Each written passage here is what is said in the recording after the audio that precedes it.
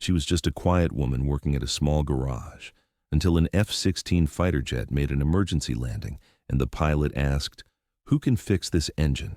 Suddenly, everyone looked at her. Welcome to the Hidden Stories. Before we begin this powerful story of hidden skills and forgotten service, tell me in the comments what city you're watching from today.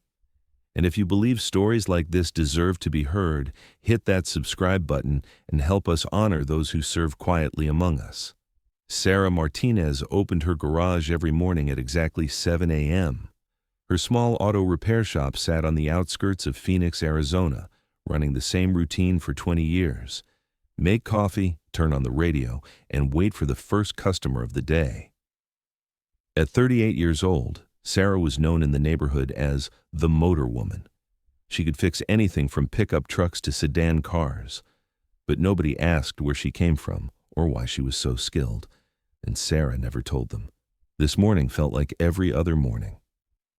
Sarah wiped grease from her hands as she popped the hood of an old Chevy and examined the engine block. Country music played on the radio while Phoenix's hot sun heated the metal roof of the garage. "Sarah, this truck just won't start," said Frank, a regular customer, worry creeping into his voice. "I took it to another shop last week, but—" "Don't worry about it, Frank," Sarah replied calmly. "The problem's in the fuel injection system. I'll have it running in an hour." Sarah's hands seemed to know every part of the engine. As she moved her wrenches, years of experience guided every turn at exactly the right angle. This wasn't just experience. This was muscle memory. Around 9:30, while Sarah was replacing spark plugs, she heard the distant sound of a jet engine. Planes taking off from Phoenix Sky Harbor Airport were common, but this sound was different, more powerful, more aggressive. She looked up at the sky. A metallic gray F-16 Fighting Falcon was flying much lower than normal. Sarah's heart skipped a beat for a moment. This wasn't a routine training flight. "What the heck is that?" Frank muttered, staring up at the sky. Sarah said nothing, but she could hear the distortion in the engine sound. The F-16's General Electric F110 engine wasn't producing its normal power output. Something was wrong. Minutes passed and the jet noise grew closer and closer. Sarah closed the Chevy's hood and wiped her hands with a cleaning rag. The uneasiness inside her was growing. Suddenly, the F-16 passing overhead began making irregular patterns with its engine. Sarah knew this sound, the beginning stages of engine failure. "Frank, move your truck forward," Sarah said, her voice suddenly taking an authoritative tone. "Why, Sarah?" "Just do it now." Frank heard the urgency in Sarah's voice and moved his vehicle to the front of the garage without question. 2 minutes later, something impossible happened. The F-16 Fighting Falcon began making an emergency landing on the empty field behind the garage. The pilot skillfully brought the aircraft down, but there was a problem with one of the landing gears. Sarah froze. Everything she had tried to bury for 20 years came flooding back in that moment. When the jet stopped, the cockpit opened and the pilot climbed out. A young man, his flight suit soaked with sweat, removed his helmet and looked around. "Hey!" the pilot shouted, running toward the people at the garage. "Is there anyone here with mechanical experience? I've got serious engine problems." Frank and the other customers looked at each other, not knowing what to do. Everyone took a step back. Maintenance on military aircraft like an F-16 wasn't something civilian mechanics could handle. The pilot approached, breathing heavily. "I made an emergency landing. There's a coolant leak in the engine and a short circuit in the electrical system. I can't reach base on the radio. I need to get this aircraft flight ready again within a few hours." Silence. Nobody was talking. The pilot's eyes turned to Sarah. "Are you an automotive mechanic?" Sarah nodded, but a terrible conflict was raging inside her. "Aircraft engines are completely different from car engines," the pilot said desperately. "The F-16's F110 engine uses advanced turbofan technology. There's nobody in a civilian garage who can do this work." That's when Sarah's muscle memory kicked in. F110 engine specifications, maintenance procedures, emergency protocols, everything appeared clearly in her mind. "Pilot," Sarah said, her voice calm but confident, "where exactly is the coolant leak in the engine?" The pilot was surprised. On the port side, right behind the compressor section." What are the symptoms of the electrical short circuit? Intermittent failures in the navigation system and radio communication is completely down. Sarah nodded. How much fuel do you have left? About 30%. Sarah took a deep breath. Okay, I can take a look at the engine. Are you serious? The pilot said incredulously. This is an F-16 Fighting Falcon, an ultra-sophisticated aircraft built to military specifications. I know what it is, Sarah said quietly. Everyone turned to look at Sarah. Frank's mouth hung open. Sarah pulled out a large toolbox from behind her garage, but these weren't normal automotive tools. Inside were specialized precision instruments, military-grade wrenches, and advanced diagnostic equipment. Sarah, Frank said in amazement, where did these come from? Sarah didn't answer. She walked toward the F-16, confidence growing with each step. The pilot ran after her. Wait! You can't touch military aircraft without being authorized personnel. Sarah stopped and turned to the pilot. What's your call sign? Maverick 7, the pilot answered automatically. Base of operations? Luke Air Force Base. Mission type? Training exercise, but why do you need this information? Sarah interrupted him. Maverick 7, if we don't get this aircraft operational, it'll take the emergency response team at least 3 hours to get here. By then, the damage to the engine will be irreversible. The pilot's eyes widened. This woman didn't just know technical specifications, she knew military protocols too. Who are you? The pilot whispered. Sarah stood next to the F-16's engine access panel.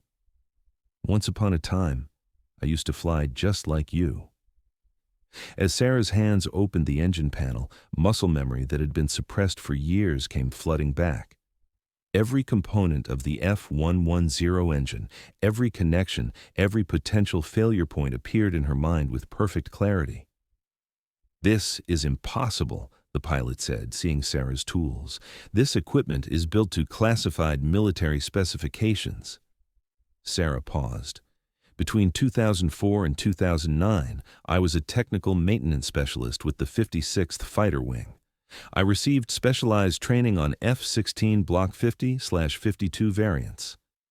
The pilot's jaw dropped. At Luke Air Force Base? Yes, my deployments were in Iraq and Afghanistan. At forward operating bases, my job was to keep F-16s operational under field conditions.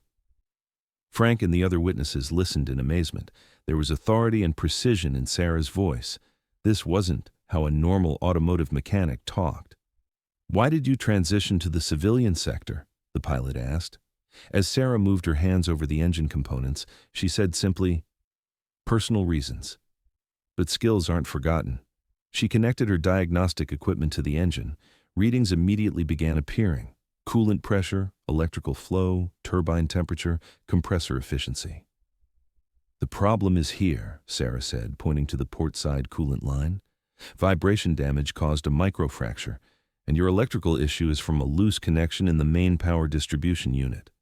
The pilot was stunned. That's exactly what the diagnostics at our base said. How were you able to identify this so quickly? Experience, Sarah said, beginning to repair the coolant line, and muscle memory never goes away. Sarah's hands worked like magic on the F-16's engine. Every movement was precise, confident, professional. The pilot watched, mesmerized. I'm repairing the coolant leak, Sarah said while applying specialized sealant. But to fix the electrical connection, I need access to the cockpit. Unauthorized personnel can't enter the cockpit, the pilot said automatically. Sarah paused and looked at the pilot. Maverick 7, if your radio communication isn't restored, you can't give a status report to base. Also, without a navigation system, making a safe return to Luke Air Force Base will be impossible. The pilot looked conflicted. Regulations versus practical necessity. Look, Sarah said, her voice soft but firm. I maintained these aircraft for 5 years, in combat zones with limited resources, in life-or-death situations. I'm not going to hurt you. The pilot hesitated, then stepped aside. Okay, but I'm watching. Sarah climbed into the cockpit. The interior felt exactly familiar to her. Control panels, instrument clusters, emergency switches. Everything was exactly where it should be.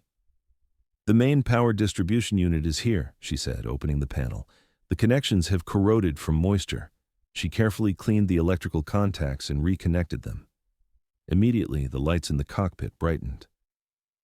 "Test the radio communication," Sarah said. The pilot activated the radio. "Luke Base, this is Maverick 7. Do you copy?" The radio crackled, then a clear voice came through. "Maverick 7, Luke Base. We copy. What's your status?" The pilot looked at Sarah incredulously. "Perfect reception." Sarah climbed out of the cockpit and returned to the engine bay. She began making final checks: coolant pressure, electrical continuity, turbine alignment. "Ready for engine startup," she said, packing her tools. "That's it?" the pilot said, amazed.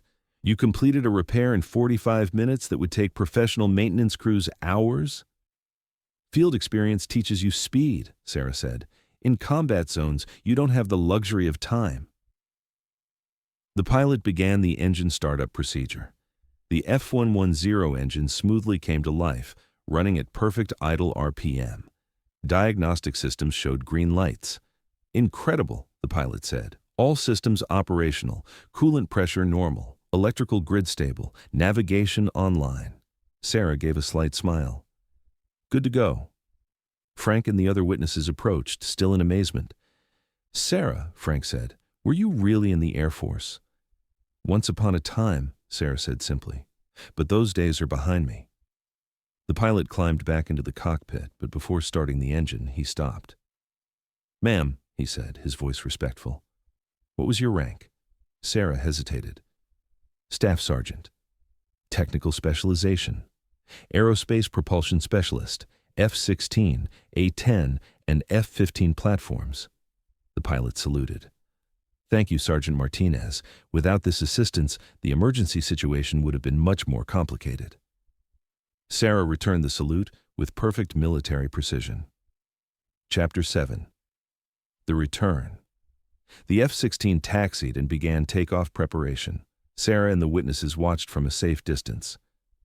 "Luke Base, Maverick 7 requesting clearance for takeoff," the pilot said into the radio. "Maverick 7, clearance granted, safe flight." The F-16 lifted off smoothly with perfect engine performance. Within minutes, it disappeared into the sky. Frank turned to Sarah. "I've known you for 20 years, and you never mentioned your military background." As Sarah cleaned her hands, she said, "My past wasn't relevant to the automotive business. But these skills, this equipment, you could still be on active duty." Sarah paused. "I made choices. Military life isn't for everyone." "Why did you leave?" Sarah returned to her garage, ready to resume her normal routine. "Personal reasons," she said again. "But skills come in handy sometimes." Frank was persistent. "Sarah, you're an extraordinary person. Hiding these talents is a waste."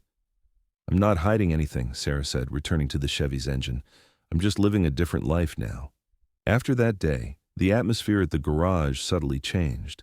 Sarah was still the same humble mechanic, but there was a different aura around her now. Customers occasionally mentioned the F-16 incident. Sarah would politely deflect, but her pride was obvious. A week later, an unexpected visitor arrived. A military vehicle parked in front of the garage, and 2 Air Force officers got out. "Ma'am, we're looking for Staff Sergeant Martinez," the senior officer said. "I'm Sarah Martinez," Sarah said curiously. "Major Thompson, Luke Air Force Base. We received Maverick 7's report. You provided remarkable assistance." Sarah remained modest. "It was basic repair, sir." "It wasn't basic, Sergeant. Getting military aircraft operational under field conditions with civilian equipment requires extraordinary skill." The major continued, "We have civilian contractor positions open at our base. Your technical expertise could be valuable." Sarah considered it. "I appreciate that, sir, but I'm satisfied with my current situation." "Understood. But if you change your mind, the offer stands." After the officers left, Frank approached Sarah. "You rejected the opportunity. Why?" Sarah smiled. "Frank, I'm a different person now. My military skills exist, but I'm happy with civilian life. Occasionally these worlds collide, and when they do, I help. But on a daily basis, I'm just Sarah the mechanic." Months passed. Sarah continued her routine. Automotive repairs, regular customers, quiet life. But occasionally, military vehicles would pass by her garage and drivers would give respectful waves. One day, a young woman came to her garage. She looked like a college student with a worried expression. "Ma'am, my car broke down. I'm a mechanical engineering student, but I don't have practical experience. Can you help me?" Sarah smiled. "Of course. What's the problem?" She examined the girl's car. It was a simple electrical issue, but the girl's enthusiasm and eagerness to learn reminded Sarah of her younger self. "Want to learn how to fix it?" Sarah asked. "Really?" "Yes." Sarah taught basic electrical diagnostics, explaining step by step. The girl listened, fascinated. "This is amazing," the girl said. "Are you a professional mechanic?" "Sort of," Sarah said, "but your engineering passion is good. Keep learning." "Thank you so much. I'm Jennifer. I'm an aerospace engineering major at Arizona State." Sarah paused. "Aerospace?" "Yes, I'm studying aircraft design and propulsion systems. My dream is to work on military aircraft." Sarah smiled. "Good choice. The industry needs dedicated people." After Jennifer left, Sarah realized that sometimes past experiences can bridge to the future.